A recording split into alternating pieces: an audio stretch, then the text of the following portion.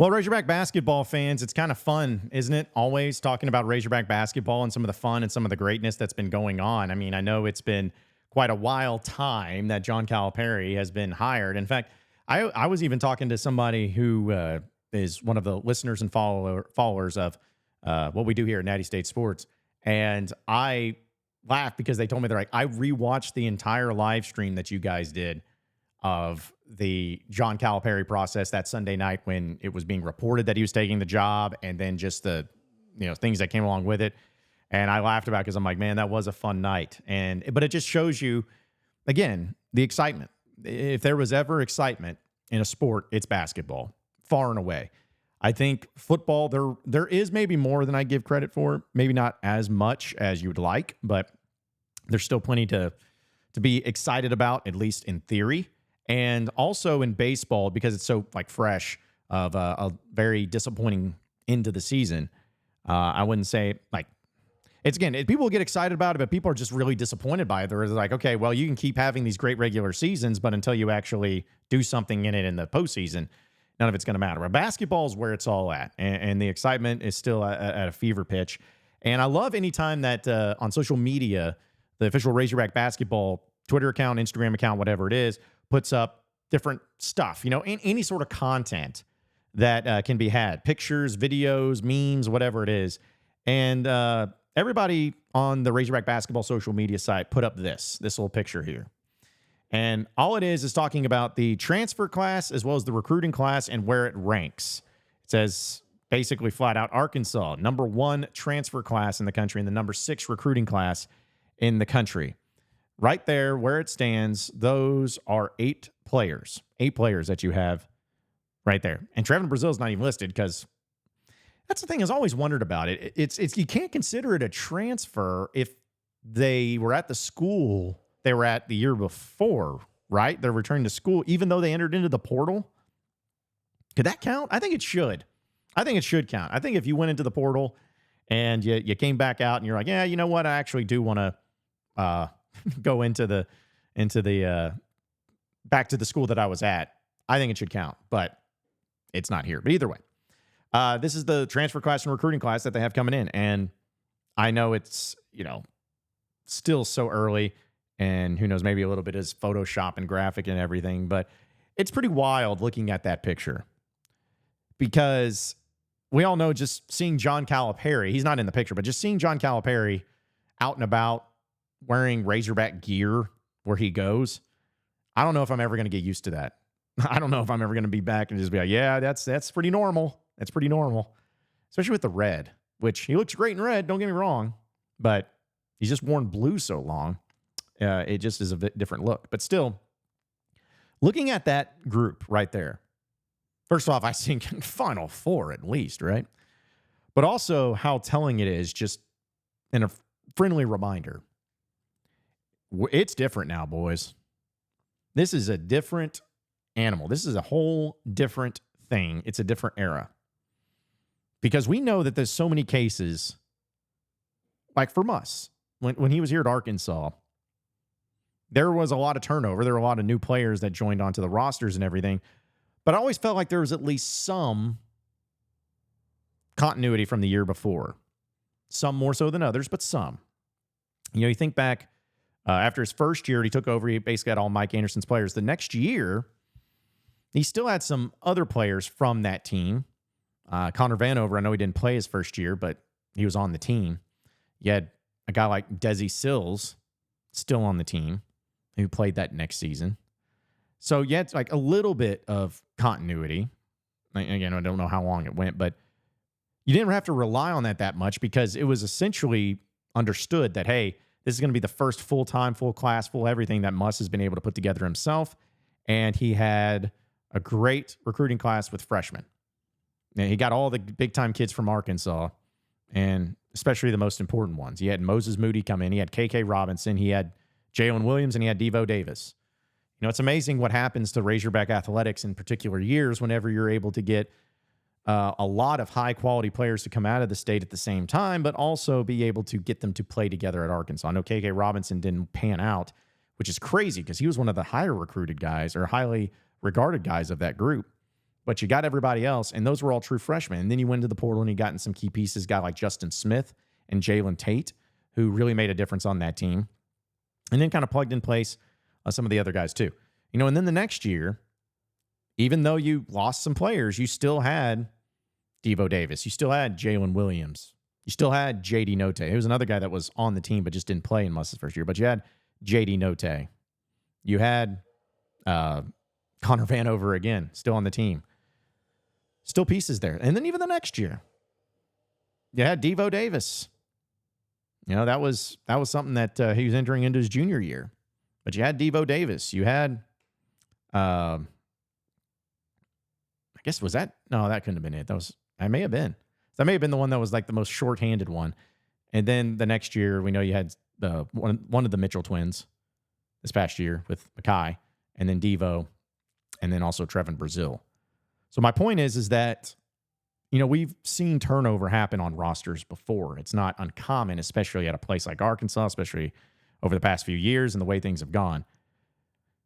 But this is going to be the first time where even Brazil was on the team last year, and he was on the team year before, but because of injuries, because of sitting out and everything, it's still not the same, because I didn't even mention the staff. So many years, year after year, the staff was the same.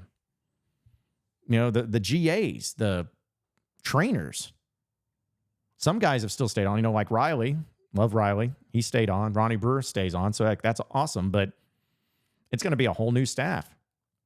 It's going to be a whole new approach. It's going to be a whole new way to cover it, because I feel like with Calipari, he's at least in a position to where he'll open up practices a little bit more for the media. We may not have the access to him, but we'll have access to the team maybe a little bit more, handling it like a pro locker room, which will be nice.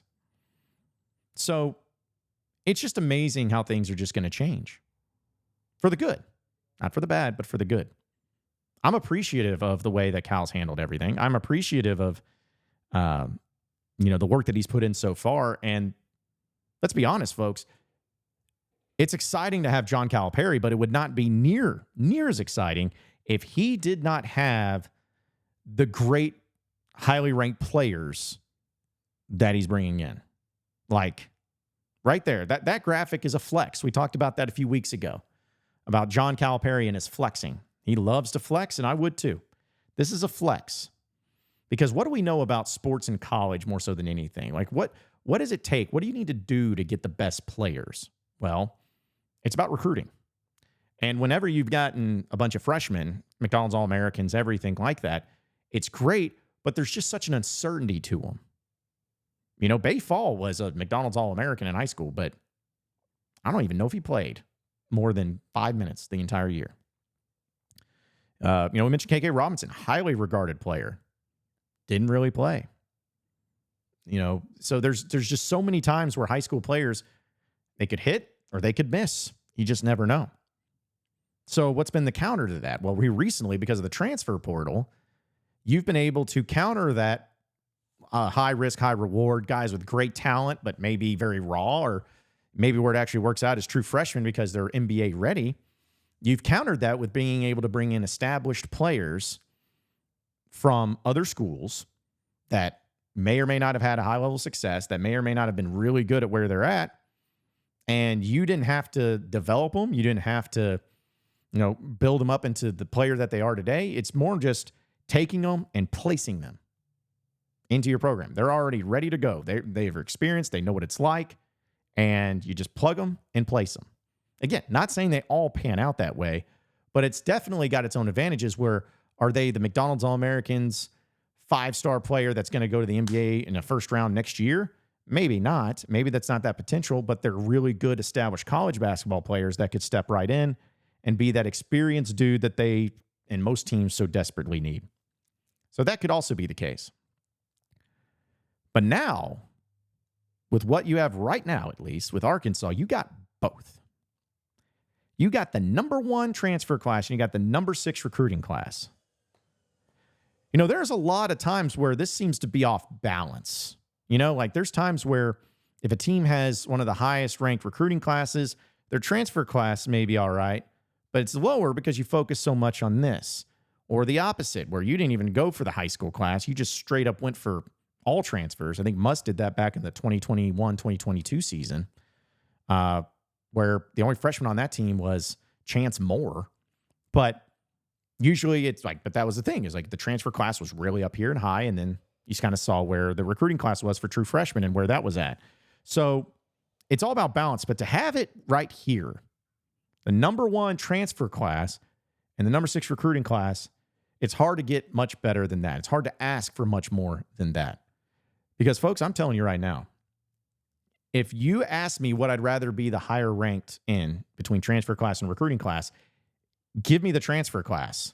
I'd rather have great, bona fide, solid players right now than have to worry about guys that could end up developing, could end up being great, but could be really raw, really young, really inexperienced, and not be ready.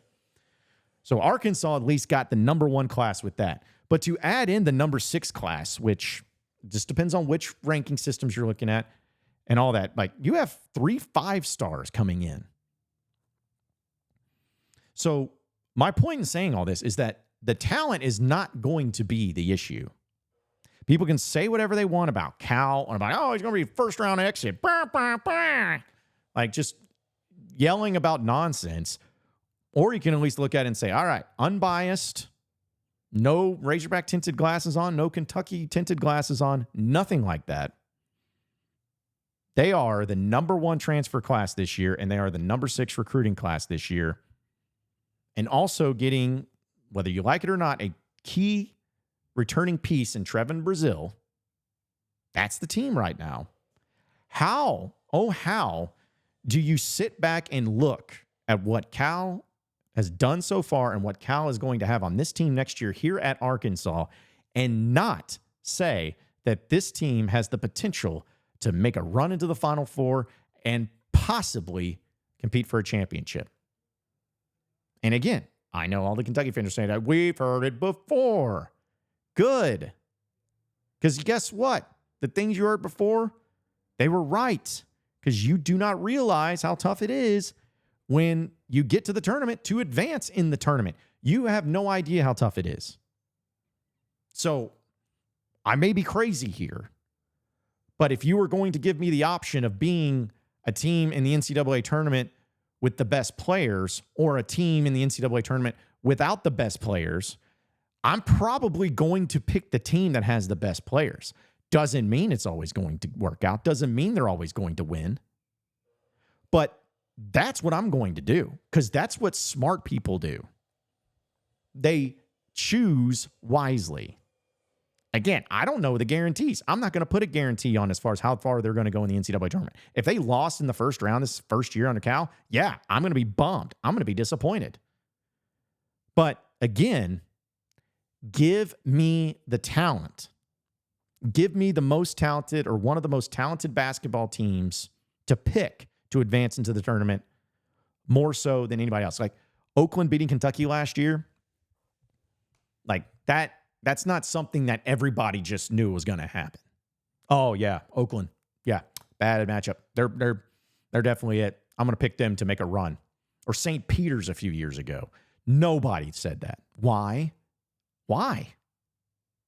Because people who know the game, who watch the games, who know the tournament, there are upsets. But if it comes to your bets, if it comes to your approach, if it comes to who you're banking on, you're going to go with the best teams. Because as great of those upsets and as great of those stories they have been, folks, more often than not, the team that's hoisting the trophy at the end of the season and at the end of the NCAA tournament is not a Cinderella story. It's not. That usually strikes midnight beforehand. Sure, we've seen teams make runs to the Final Four and everything, and that's awesome. It's been fun to watch. But many times, it's been the UConns, the North Carolinas, the Dukes, the Kansases, the Villanovas, the Kentuckys. It's been the teams that have been the best. And sorry, why? Why is that? Why is that? Because they have talent. They put it together. They went on a run. So would you rather, again, ask a question, would you rather have a team that doesn't have the best talent but has cohesiveness from a small town that has the will and the way and the spunk and the confidence and the craziness and grittiness that you want to possibly upset a team?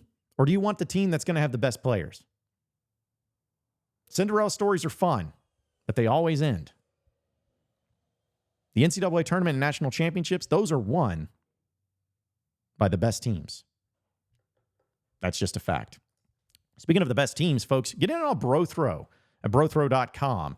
We've been talking about this here at Natty State Sports, but just as a reminder to everybody that there's a lot going on in the sports world. You may think it's slowed down, but the NBA Finals, I know I've been watching it. It's been pretty entertaining. C's up 2-0. How about that?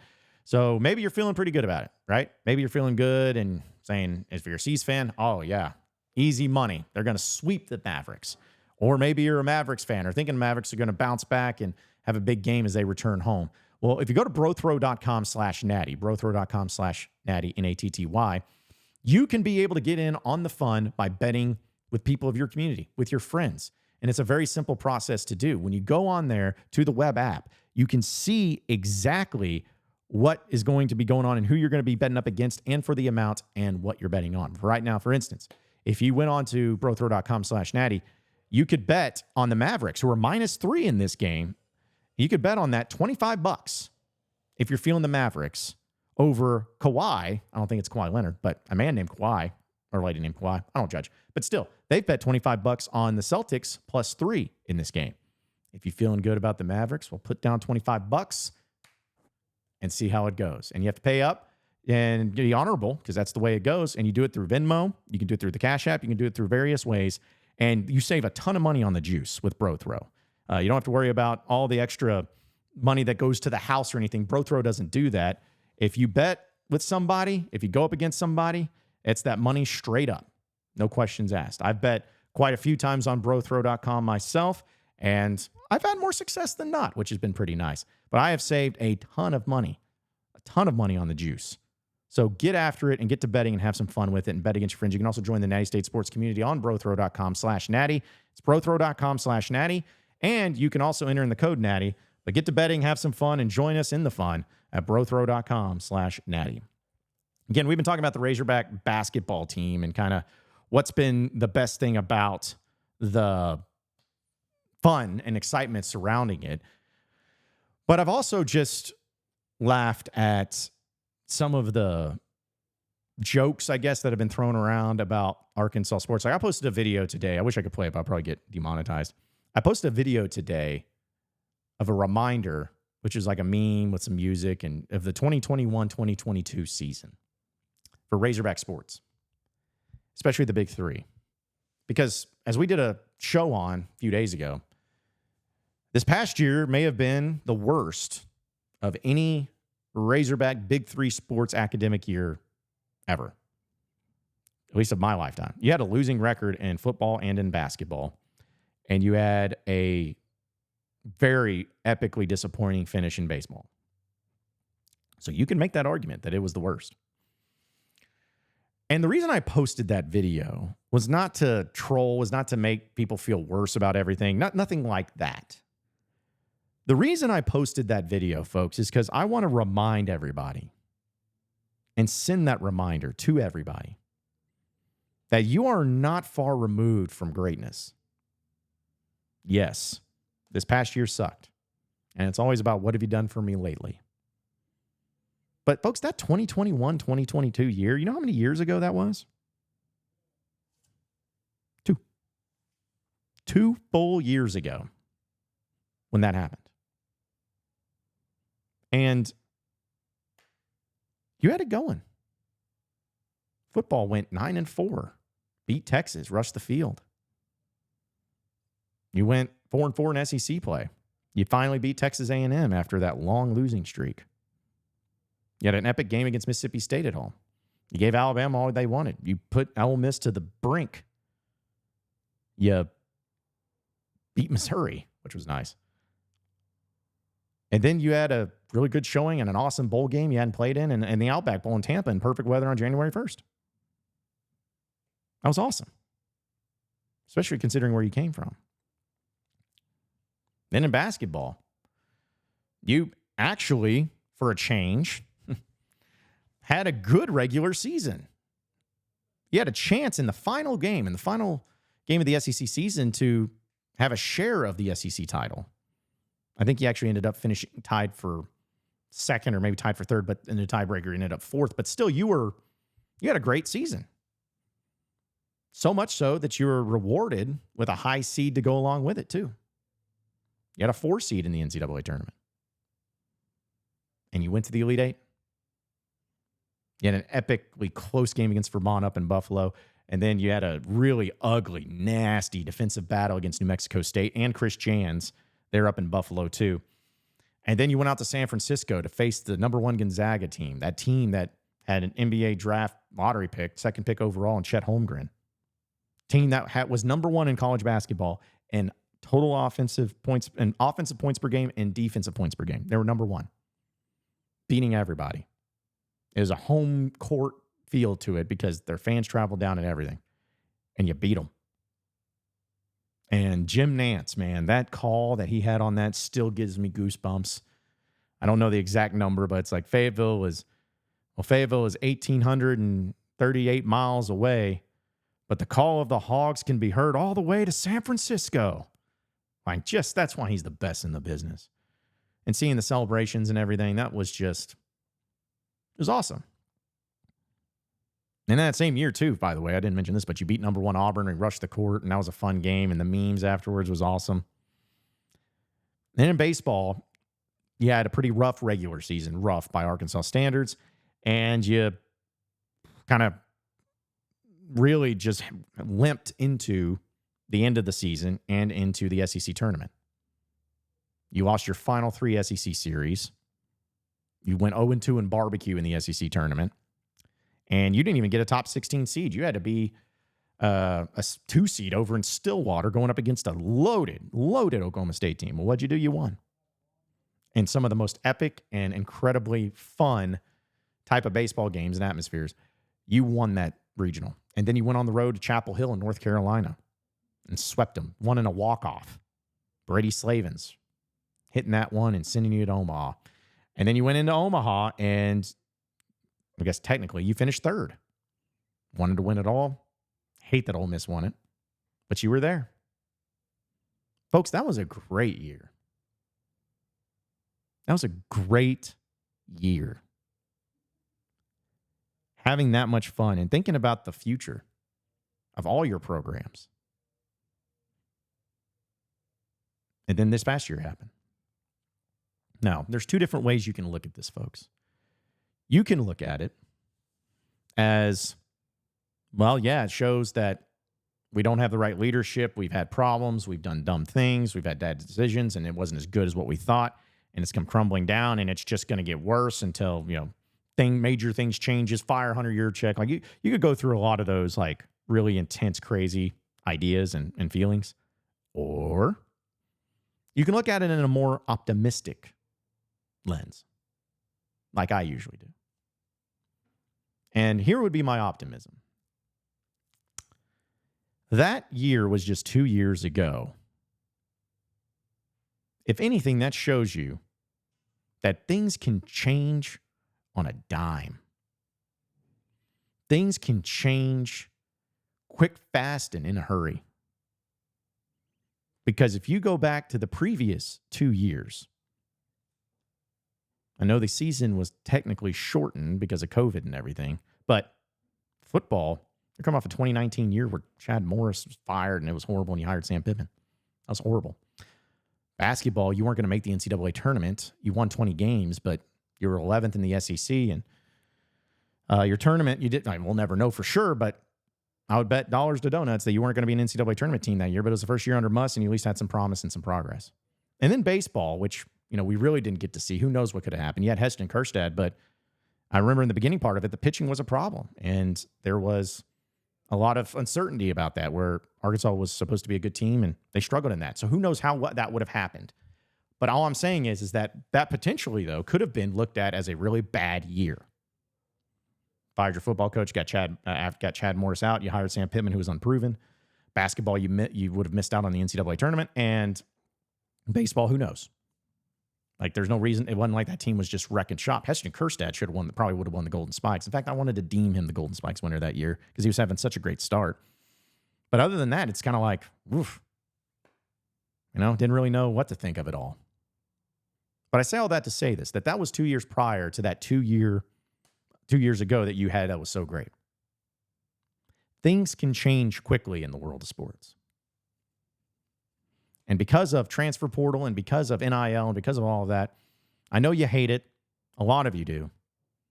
But it can also be a quick, fast, easy way to turn the tide, to change the narrative, to make everything come together and be great once again. Now, I don't know what this upcoming year will hold for Arkansas. I really don't. I don't know if it's going to be across the board awesome or across the board great, but I will say this. The potential is there. I think football will be much more improved this year. You got Bobby Petrino, man. You got a good home schedule. You got a good thing going. You got some good players that replace some of the players that you needed, and there's potential that it could at least be an entertaining season. I'm not going to predict 9-10 wins, but there's potential there to be better, to be improved. Basketball, geez, need I say more? I don't think there's any doubt you're going to be improved. If the talent and the coaching and everything comes together with Calipari, there's a chance that you could be one of the best teams, win the SEC this year, be the number 1 overall seed. There is that potential. On paper, it looks like it could be. As we just talked about, the number 1 class in transfer, the number 6 class in recruiting, there's your evidence of it. Could be that. You could make it to the Final Four. And then in baseball, I know the frustrations had from this past year, and you got a lot of turnover. But as we know, baseball is always going to be really good, and they do a great job in the regular season, but that's not what matters. But what does matter is postseason. And if Dave Van Horn makes the right tweaks, does the right things offensively, be able to get to where he needs it to be, I don't see there's any reason to believe that. Like, if he told me that Arkansas made the College World Series again next year in baseball, would you be surprised? I wouldn't. So that's my point. As much as this past year sucked, and it did, it can quickly turn around, back in your favor, back making you enjoy and appreciate being a Razorback fan once again. I know it's tough to do it at times, especially this past year, but things can change quickly. It's not all for naught. No, it's not always the darkness before the dawn. I think you can start getting excited and start believing that this year is going to be a year, who knows, maybe just as good as 2022 and 2023, or 2021, 2022, but potentially could be even better. And that's a fact. I want to tell you folks that something that's always better is Alumni Hall. Our friends at Alumni Hall, it's the ultimate Razorback shopping experience, and they do it all. They have it all. If you're a Razorback fan and you want to have the apparel, you want to have the decor, you want to have everything humanly possible to be able to make this thing work as a Razorback fan and represent your team with pride, Alumni Hall is your place. You could shop them online at nattystatesports.com/alumni hall. That's nattystatesports.com/alumni hall. When you go with them, they are going to take care of you in the best way possible because they have everything. The high-end stuff. We're talking about Johnny O. We're talking about Peter Millar, Nike, Columbia. They have the best shirts, most comfortable shirts. They got polos. They got T-shirts. They got jerseys. They got things for the women, things for the kids, things for the pets. They have it all. It's incredible. If you walk into their store at 3417 North College Avenue, you are blown away, absolutely blown away by all the great things that they have in store for you. And when you go in there, tell them that the boys from Natty State Sports sent you.